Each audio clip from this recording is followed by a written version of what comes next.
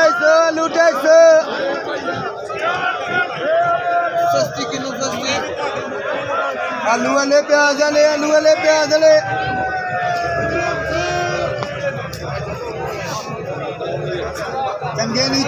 चंगे नहीं माल